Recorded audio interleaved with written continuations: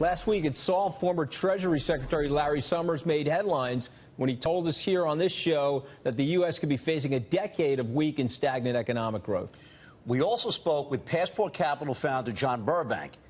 In this rare and exclusive interview, we asked the hedge fund legend if he agrees with Secretary Summers. I totally agree, and there's not a lot he can do about it. Well, that goes to the central banks, John. One of the themes here at this year's conference has been that the central banks around the world have lost control. Do you agree with that? Well, they've become very proactive, so they're trying to exert control to prevent bad things from happening. But are they reactionary now, or are they able to, as they have since 2008, sort of dictate the direction of the equity market? They still are dictating the direction, I would say.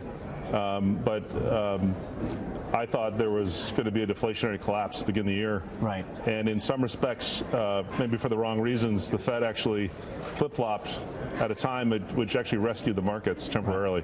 So in February, the markets rebounded. You had a great year last year figuring out how to play the markets with this Fed movement. How do you see things right now? Well, last year we thought the end of QE at the end of 14 would lead to a stronger dollar. So we were short. All our performance really came from shorts and things that suffer with a stronger dollar. The Fed move to be dovish has hurt the dollar for a few months. I think the dollar is bottoming, and I think it's going to resume its ascendance, which is going to hurt liquidity in a lot of things like EM and commodities. So do you think we'll see negative rates in the U.S.? I don't think it's going to play in the U.S. Okay, why? I just think money market accounts. I think philosophically, Americans can't get behind that. The consumer would be too confused by negative interest rates. Is that one of the issues? I think the consumer has figured out they should be more conservative and save more money. I think the product of negative rates, if they ever did it, was that they'd save even more money and be even more conservative. I think the more likely outcome is we do a big infrastructure spending program in 17. Well, a number of speakers this week, Anthony, have talked about, actually some have surprised us, that they'd be in favor of a new administration, whoever it be, putting an infrastructure project there. As an investor, if you see something like that, how do you strategically get behind it? Well, if that actually happened, it would be good for U.S. growth. It would be very domestic, growth focused. So we'd want to be longer U.S. Equities and shorter, I think, the rest of the world.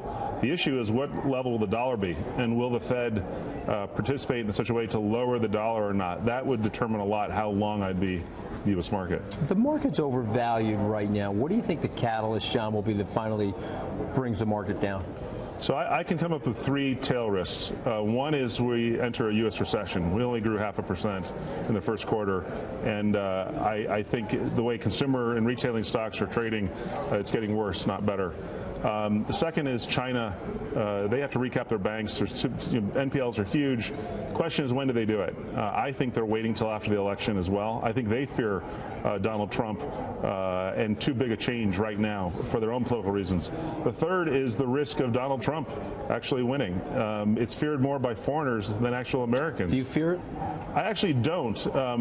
I think, though, that the discounting of a potential Trump win is something that you need to hedge, yourself against. I actually think the probability for us. You're a good probability statistics. It's been radically changing. Jeff Gundlach says he's going to win.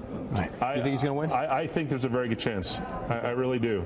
I think if he did, I think he would do the infrastructure spending. I do not think, though, that he would be many more hawkish in terms of monetary policy. I think he might replace Yellen, but actually I think he would want to be as loose as possible.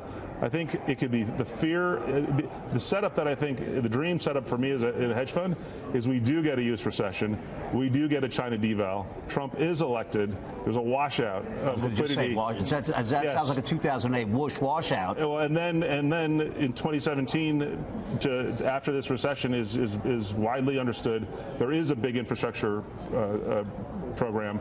The Fed realizes it's too tight with monetary policy. It does do something to relieve the dollar, and then we asset prices do very well in the United States. Next 6 to 12 months, odds of a recession end? I think they're very high. It's remarkable how little people regard this. Can you give us a bandwidth? 80%? 70%? I'll say 2 out of 3. 2 out of 3. You know, it's a funny question. We've asked a lot of guests that question. If you're in retail, if you're in apparel, if you're in the energy space, if you're in certain cyclical businesses, you've been in a recession. Yeah, no so the fact that we print a GDP, a U.S. GDP at a certain level is almost immaterial for the kind of things as John as a stockbroker is looking at. Many of those companies already been in a recession. The average consumer feels the recession already. We've been in a profits recession for 18 months, broadly in the U.S. and in S&P. It's the best value in the market right now. Yeah.